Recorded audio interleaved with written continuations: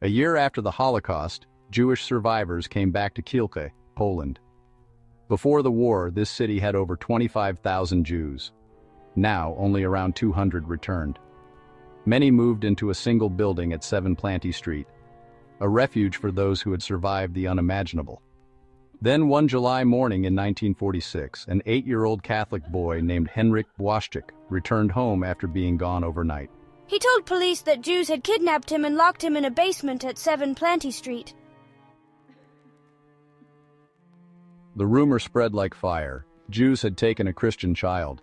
Within hours, soldiers, police, and townspeople surrounded the building. They shouted, threw rocks, and forced their way inside. The survivors inside begged for help. They had no weapons, only the memories of the camps. Then came the chaos. From inside the building, survivor Esther Montag later recalled, "Then I heard another pebble. I thought somebody was playing or something. Just a pebble at the window. It was on the 2nd floor. I shook my mother and looked out. I said, 'Gee, it's funny. Today's a summer day, but it looks dark.'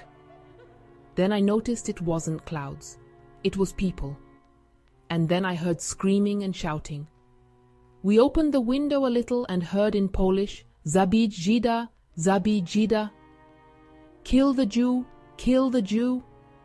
Then others screamed, 'You killed our children!' We had no idea what they were talking about. Stones came through the windows, thousands of them, and as we hid under the bed, the whole street turned black. There was no daylight anymore." By evening, 42 Jews were dead. Dozens more were wounded. Most were Holocaust survivors who had just begun to live again. And here's the truth. There was no basement at 7 Planty Street. Henryk later confessed he had never been kidnapped. He had just stayed overnight with a friend. But the damage was done. The pogrom lasted for hours. Even some police officers and soldiers took part in the violence.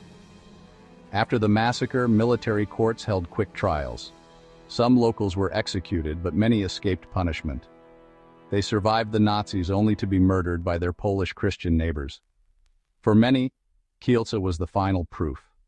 Even after Auschwitz, they would never be safe in Poland again.